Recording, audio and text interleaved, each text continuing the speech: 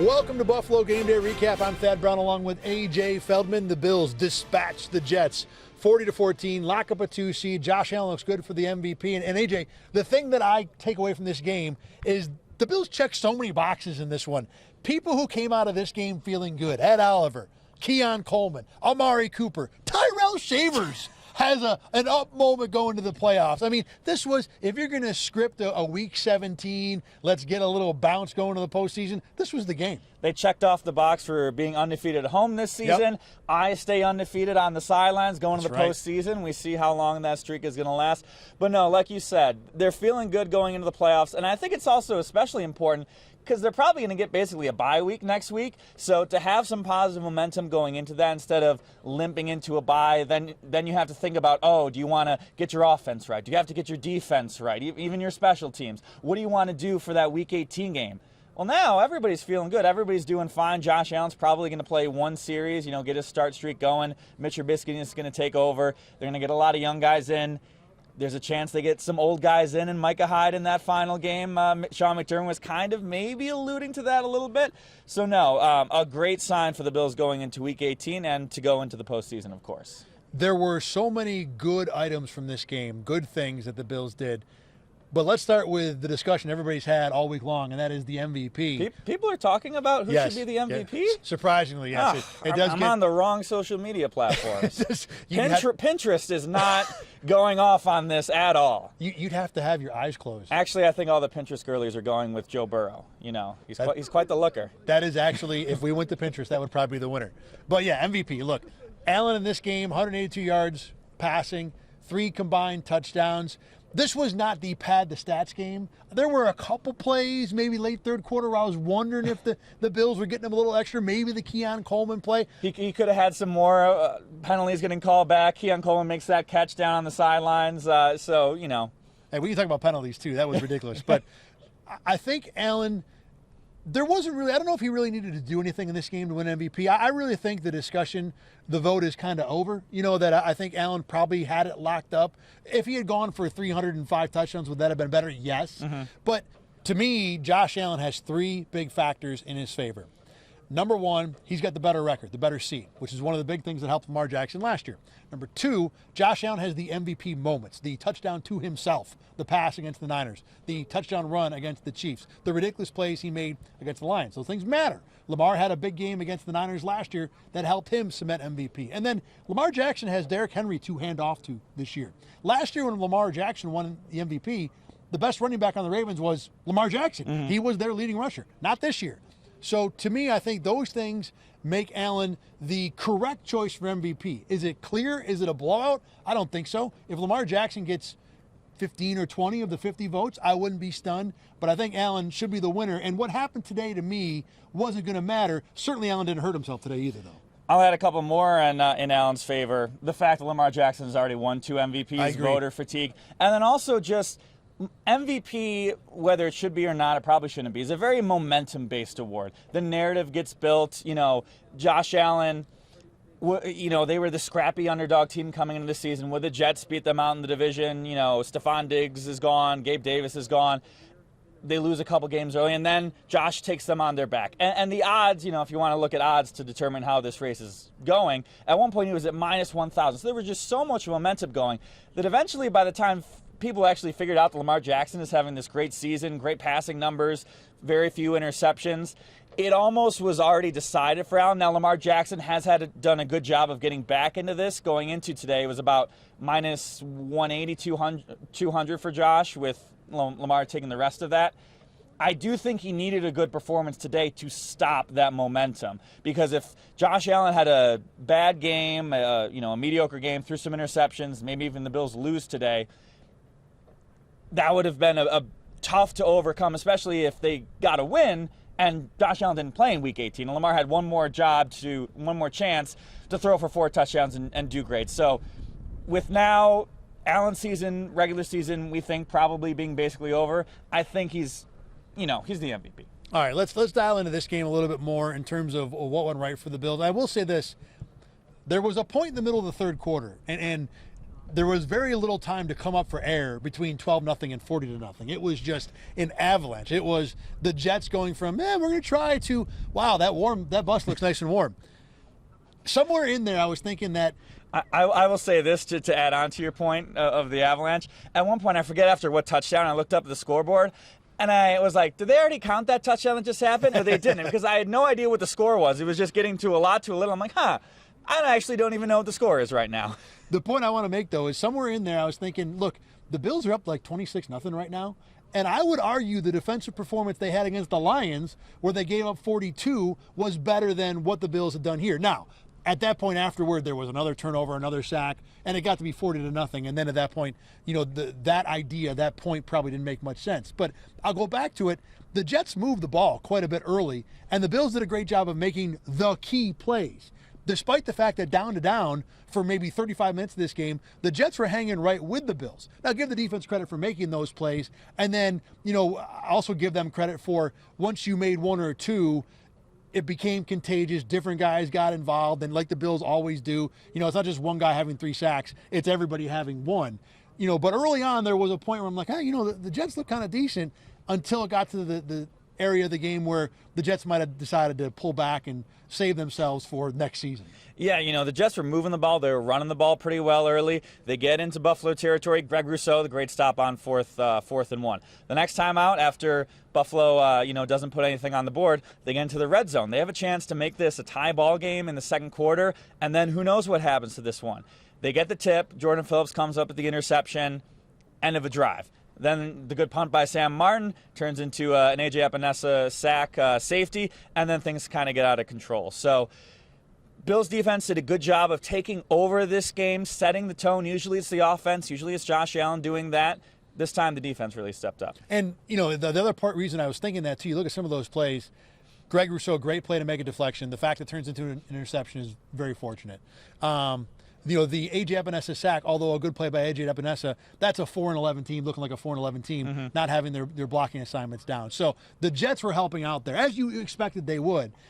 But after that, the Bills did what they had to do, and everybody in the locker room talked about how it feels good to build a group of big plays like that. Like, one of the things I was talking to the guys about was, if you had pitched a shutout and forced 7 punts in a row, this probably feels better, where it's sack, fumble, turnover, interception, sack, especially when everybody's got a game ball. Exactly, to take home. When everybody's got a little piece of it. If you got 14 or 7 guys with 8 run stops, it doesn't feel as good, and that matters for this team going to the playoffs. A defense that it wasn't all that long ago they were giving up 42 games in a row. So I think those things are important. And individually in this one, Ed Oliver getting a second sack in 3 games, he kind of took the Micah Hyde "confidence is a hell of a drug" quote and amped it up a little bit by saying confidence is the best drug ever invented. Those things matter. No matter how the Bills got to it, these defensive players, Ed Oliver in particular, Greg Rousseau, who's had a good year already, Von Miller in particular getting a sack. Yep. Getting that confidence boost going does matter, I think, for this team going to the postseason. Especially a defensive core that has so many times failed in the postseason. Any bit of confidence helps. You get guys like Von Miller. You get, like you said, Ed Oliver. You get some positive momentum building into this postseason. Does it matter 3 weeks from now when they maybe take on the Chiefs? I don't know if it will. But certainly it helps them build, it helps them feel good, and it gives them some confidence. Think about it the other way. If they were to go into the postseason allowing those 2 40-point games, I think they're definitely feeling a whole lot differently than they do right now. Goes for the offense, too. Keon Coleman in this game had a jump ball. They put him one-on-one on Sauce Gardner, and he lost. A lot of people do that. No shame there, but not ideal. Then he had a drop later on in the game. If he walks into the postseason that way, I think there's 2 drops later. That's right. There's an argument for, can the Bills trust Keon Coleman in the postseason? And then he makes that ridiculous flying through the air touchdown, which, did Josh Allen, by the way, say who he was throwing to in that play? I swear it was Ty Johnson and not Keon Coleman. Well, I thought it was Ty Johnson, but no, I don't think he said whether. Okay, either way, though, another benefit is getting Keon Coleman feeling that. And then the Amari Cooper touchdown. Amari Cooper doesn't need confidence. That dude walks in and walks out of the locker room with swagger every day.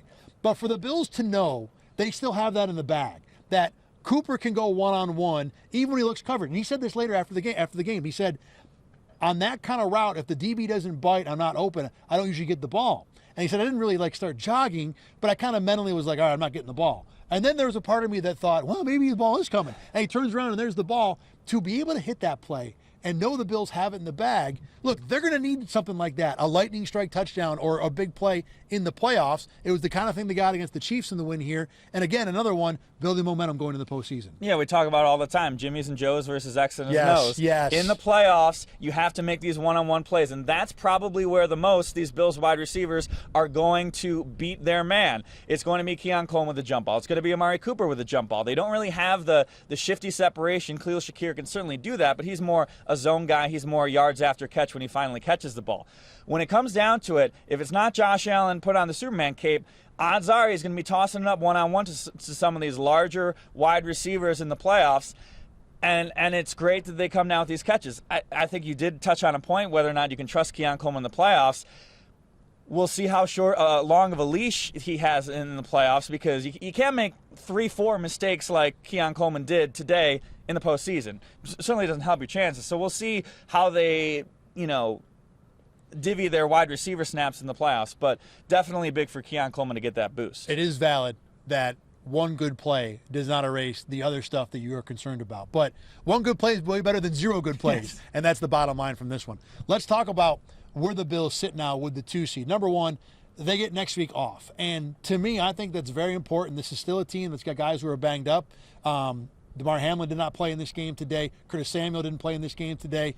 Be able to get Josh Allen's been on the injury report with about 5 different things this season. throughout the year. The injury report in general is about 14 players long. To be able to use next week as a bye to manage it however you want, I think that makes a difference, especially when there's a good chance the team coming in here in 2 weeks is going to be a Denver Broncos team that has to fight and claw for their life at home next Sunday, maybe Sunday night, Sunday evening, whatever it is. To be able to have that break, it certainly should be a big advantage.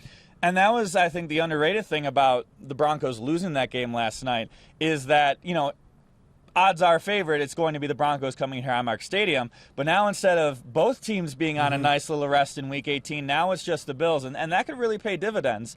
We still have to see exactly who plays, but I doubt it's Josh Allen for a very long time. He's going to get a snap, or, he's going to get a series.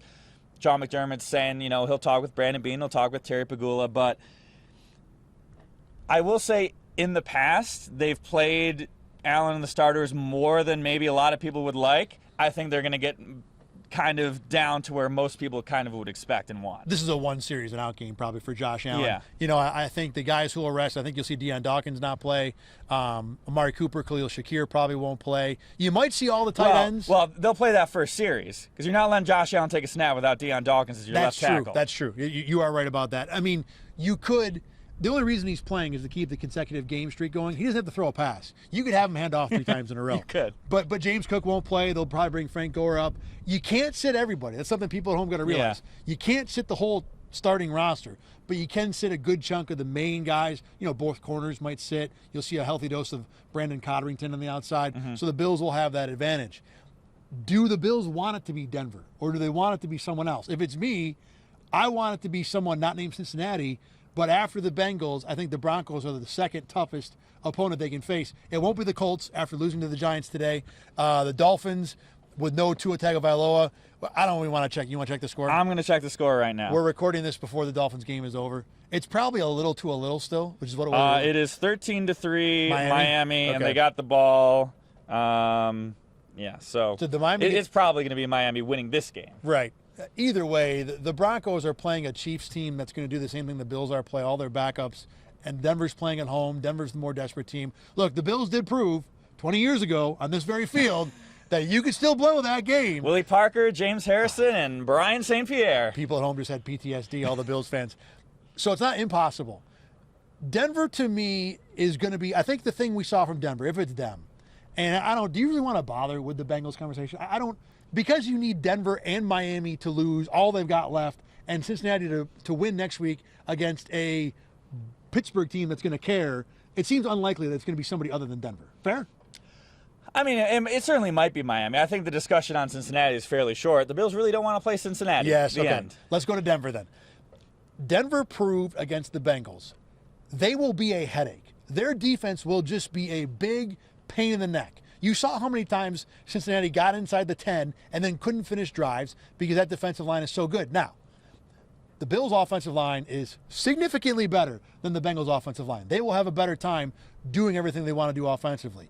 In addition, the Bills' defense is significantly better than the Bengals' defense. They'll do a better job limiting Bo Nix and making it hard because Denver doesn't really have any weapons of note outside Cortland Sutton. I still think, though, that Denver coming here will be a pain in the neck, and I think the Bills will win, but they'll walk off the field after 3 hours of the Broncos and just be like, I don't want to do that again for a while. Yeah, I think they would rather play the Dolphins and the Broncos just because of they know what they're getting with Miami. Yes. And they've handled them, even though the game here came down to a last-second field goal. They know what Miami is. They know what to do with.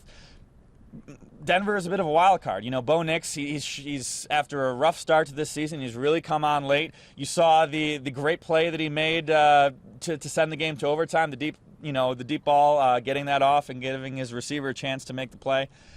On the other side, it is a rookie on the road in the playoffs, so it's a downside. But no, I think just Denver has, a stronger roster in general, and I think Denver is definitely the tougher of the two teams. I'm not going to knock Bo Nix. I think as a rookie, he's developed in a really solid quarterback. I think Sean Payton is obviously still a pretty good offensive mind. Denver is not impotent on offense. No. They just don't have weapons of note outside of Cortland Sutton. I think Sean Payton and Bo Nix, and maybe Sean Payton with Bo Nix, are getting the most you can get out of that Denver team.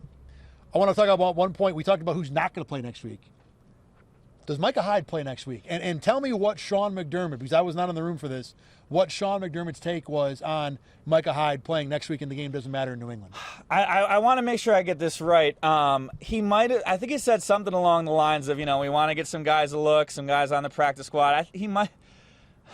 I don't know if he said we want to get some older guys a look. I don't think he said, but I almost heard it in my head because it's funny going into this game.